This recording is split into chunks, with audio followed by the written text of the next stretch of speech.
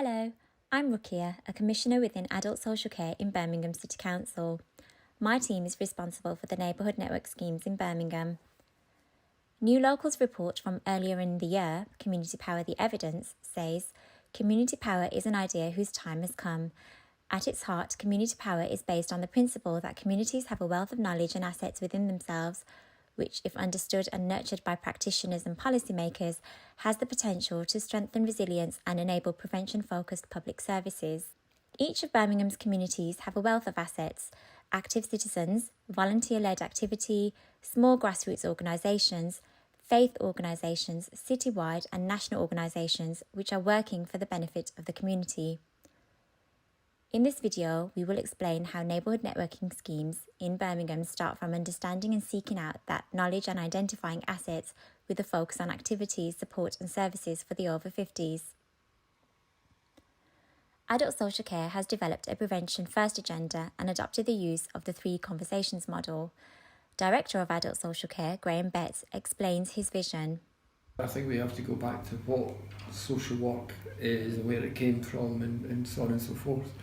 And I do believe it's a community-based activity, and that means you need to understand your community and the people in it, and that includes, that rich tapestry, of groups and individuals and all the things that exist in a local community, and how you utilise them for the benefit of the people that live in the community. And that's what it's about, Each of Birmingham's 10 constituencies has a neighbourhood network scheme to support this approach. They're known as NNS. 2 are run by the City Council and the others by a range of third sector organisations such as Age Concern, Birmingham Settlement and Green Square Accord, a local housing association. NNS teams support both social workers and the assets working locally. Dr. Suleiman, a local GP, met Andy Brown, who runs Oasis Hobmore, the community charity connected to a local academy school at the Yardley NNS Steering Group. Dr. Suleiman noted that up to a third of her patients visiting her surgery do not need medical intervention, but some form of social prescribing, so she visited Oasis Hobmore to find out more. The realisation of what's out there really, and a lot of what our patients can use.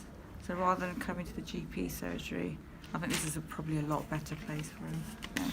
Yeah, for us it's about transforming community. So we can't transform community on your own. There's loads of assets out there. So even those third of the people that, they've got talents and they've got assets that they can use to help transform the neighbourhood.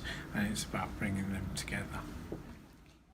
During the pandemic, we asked NNS teams to be responsible for coordinating support at a local level and to use their grants to plug gaps, keep people fed, safe, healthy and happy. We found the relationships we had already developed were invaluable for understanding what the needs of the communities were, and we really did get added value from this funding. The following examples of NNS grants during the pandemic demonstrate this. It has been my pleasure to be able to use the wonderful grant money from Northfield to help us to keep in touch with our folk. There was over 70 people on our books, and we've been able to employ a Sue for 3 hours a week, who's enabled us to keep in touch with telephone groups and by post, and deal with individual problems, and also to supply 4 deliveries over the year. We did a Christmas parcel, we did afternoon tea, we did a fish and chip supper, and this has all been very much appreciated. The stories I want to share is one of the mini plots here belongs to a local lady who's 75 years old. She's recovering from COVID, was absolutely housebound, socially isolated, and was really on death's door, wouldn't come out of the house.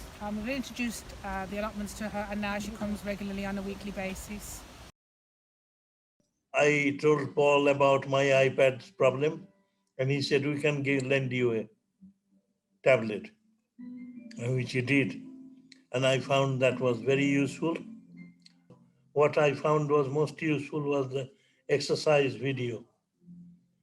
For about 15 minutes or so, 15-20 minutes, We used to walk a mile on the spot. And it was absolutely wonderful time we had. From that gave me a lot of health benefit because Yeah. I wasn't doing any other exercise.